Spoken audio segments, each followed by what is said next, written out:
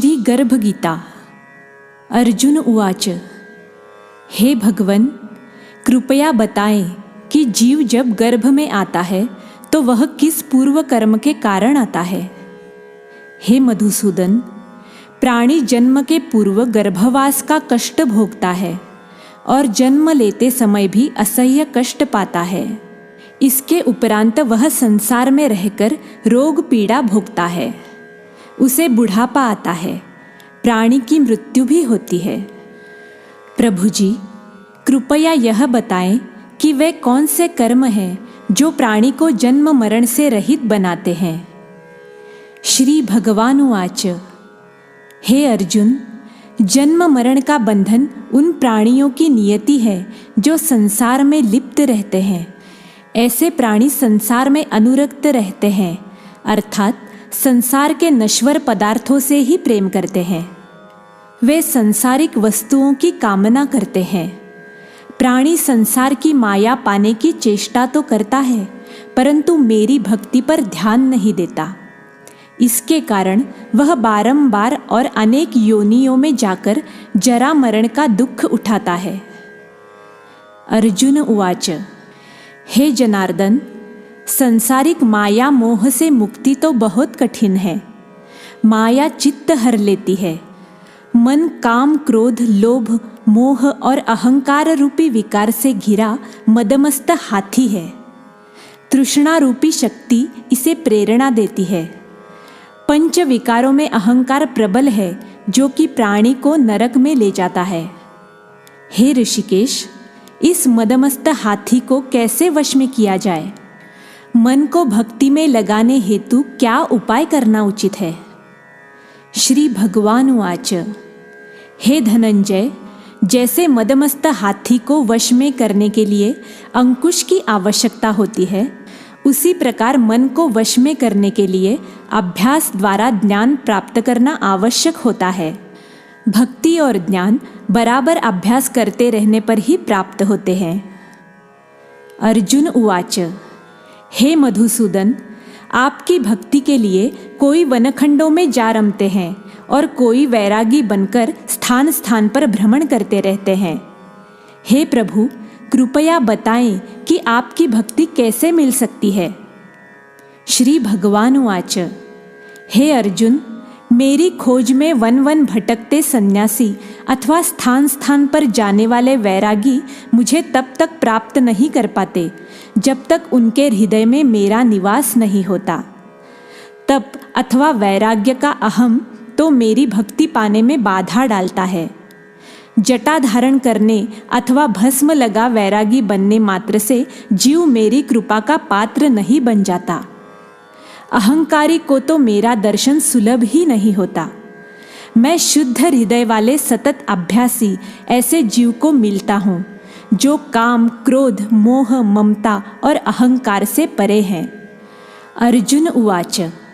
हे माधव, प्राणी पंचविकार जनित प्रवृत्ति के कारण लौकिक जीवन नष्ट कर लेता है। हे मुरारी, कृपया बताएं कि वह कौन सा पाप है जिसके कारण किसी व्यक्ति की स्त्री असमय मर जाती है। किन पापों के फलस्वरूप अल्पायु में पुत्र मर जाता है? कौन से पाप के कारण व्यक्ति वीर्यहीन हो जाता है? श्री भगवान उवाच। किसी का लिया हुआ ऋण नहीं चुकाने वाला पति या पत्नी हानि का दुख उठाता है। उसी प्रकार किसी की धरोहर अर्थात अमानत को न लौटाने वाले का पुत्र अल्प आयु में मर जाता है। किसी को सहयोग, सहायता का आश्वासन देकर भी समय आने पर सहयोग न करने वाला वीर्यहीन होता है।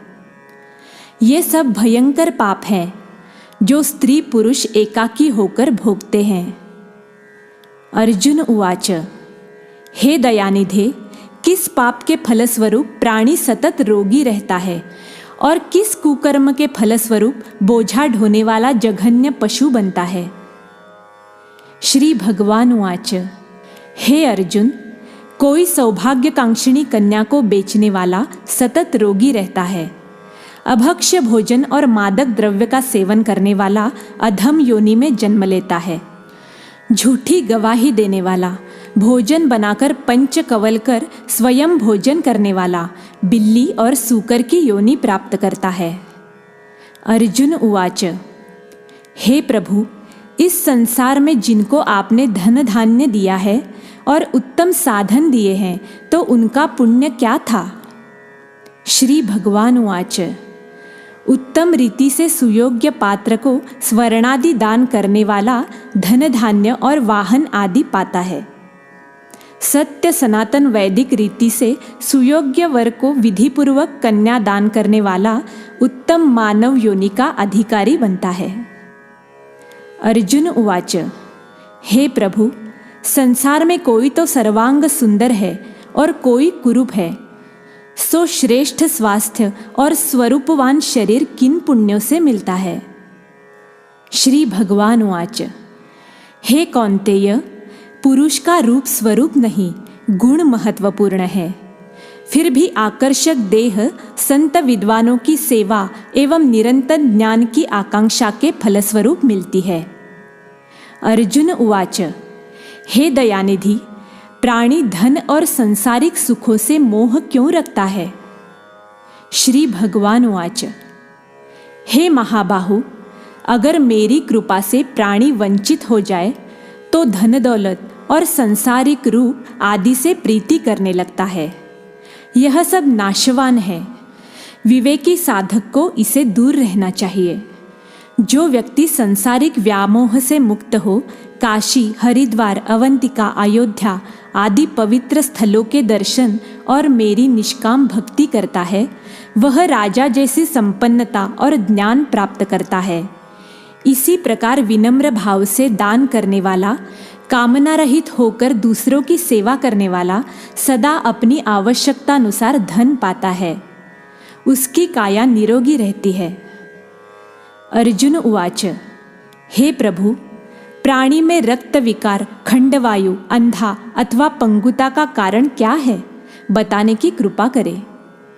श्री भगवान उवाच, हे धनंजय, मेरी भक्ति से परे माया लिप्त, नशे व्यसनों में रत रहने वाला, क्रोधी, रक्त विकारी, आलस्य में डूबे दरिद्री, शील संयम रहित खंडवायु जैसे रोग से ग्रस्त होते हैं। पतिव्रत धर्म का उल्लंघन करने वाली स्त्री और संयम रहित पति में पंगुता, ज्योतिहीनता आती है।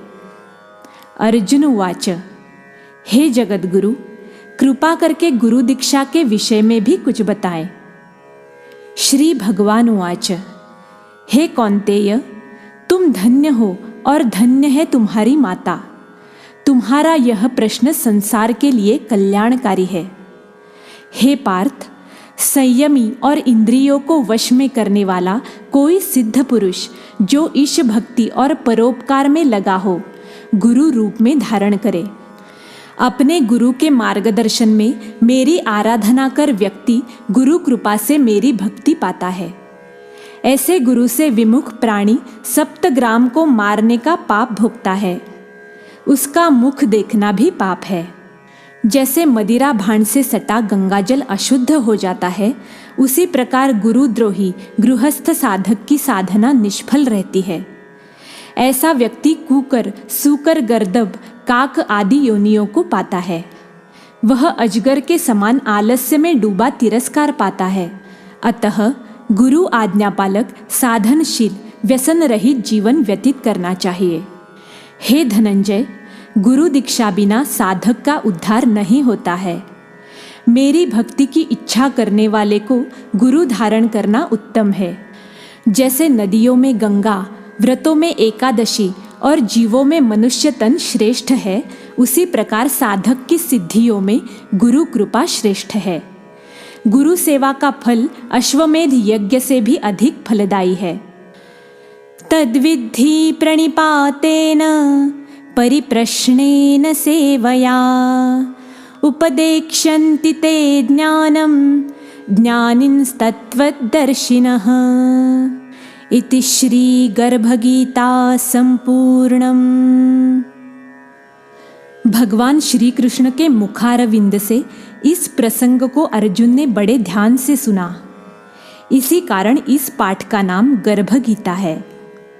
इस प्रसंग को पढ़ने और सुनने से व्यक्ति को पुण्य का फल मिलता है तथा उस व्यक्ति पर सदैव भगवान श्री कृष्ण की कृपा बनी रहती है।